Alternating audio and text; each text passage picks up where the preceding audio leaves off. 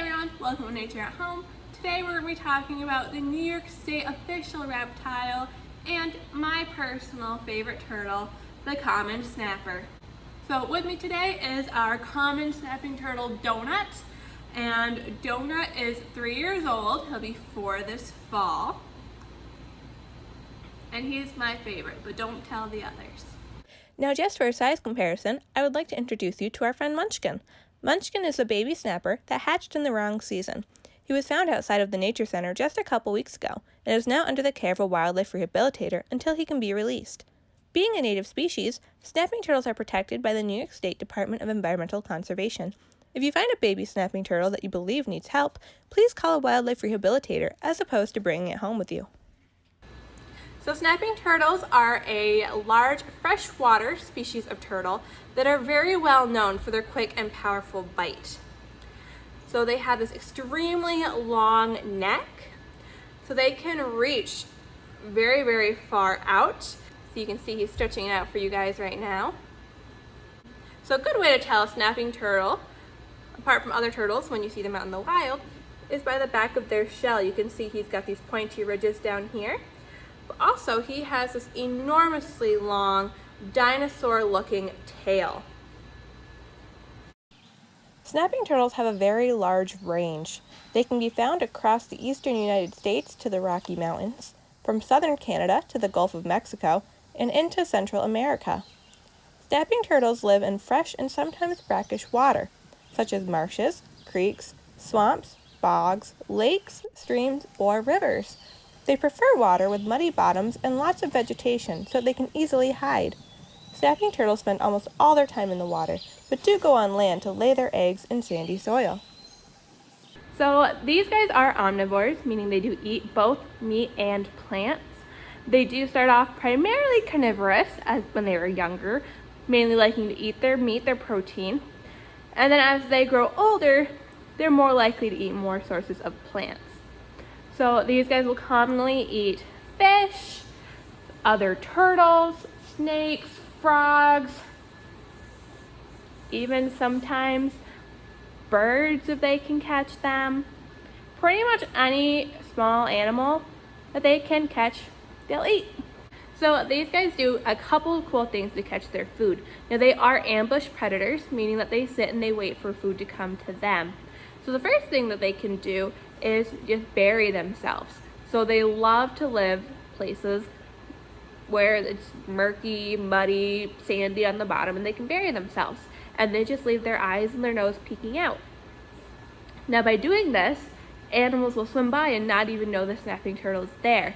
And then you can quickly reach out with that really long neck and snap at whatever animal is swimming by for a really quick and easy meal. Another really cool thing these guys will do is something called vermiform. So they'll actually open their mouth up and they'll wiggle their tongue around inside their mouth, and it attracts fish to them because the fish think that it's a worm. So it's another really good, easy way to catch a meal. Now by nature, these guys don't move too much. They're an ambush, sit and wait predator. So what they do most of the time is just sit and wait.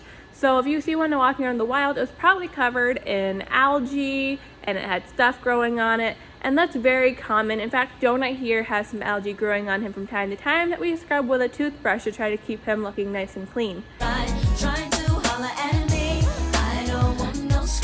Now, why are they called snapping turtles? Well, we said because they have that very fast, quick, powerful bite.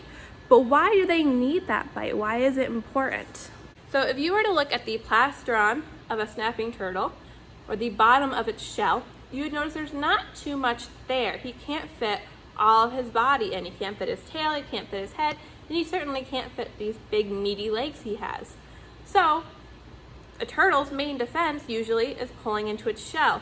Snapping turtles are unable to do that, so they need to find another way to defend themselves. That being their very powerful snap. So you might think that having a lack of a plastron is really inconvenient for a snapping turtle, but actually it really helps them. Because they don't have this plastron to trap their legs inside their body, they have more room to expand their legs out to pick themselves up off the ground so they can walk really quickly on ground compared to other turtles. Now a lot of people see Donut or other snappers, and I think it'd be really cool to own one. And I'm going to tell you a couple of reasons why you don't want a snapping turtle as a pet. So besides the fact they are a protected species, they get very, very big. Common snapping turtles will reach about 10 to 20 inches in length and can weigh about 35 pounds on average. However, the largest one recorded weighed about 85 to 86 pounds. So that's a really heavy turtle, not to mention a really big turtle. Now, another reason that you wouldn't want these guys as a pet, and this goes for a lot of turtles, is they live a very, very long time. So common snappers typically live about 30 to 40 years. That is a very long lifespan. Now, the last reason would obviously be that very powerful snap. That could definitely do some damage, it would definitely hurt, so you always have to take precautions when handling and working with snapping turtles. So like I said earlier when talking about Munchkin, if you find a baby snapping turtle on the side of the road, the best thing you can do for it is just to help it cross the road or call your local wildlife rehabilitator to help you and give you some assistance. Thanks for joining us today, and thanks to the New York Power Authority for funding our center and all its programs. Make sure to join us tomorrow to learn all about the wood turtle. Check out Leonard solving a maze. And don't forget to check out our daily links downloads on Facebook. See you tomorrow.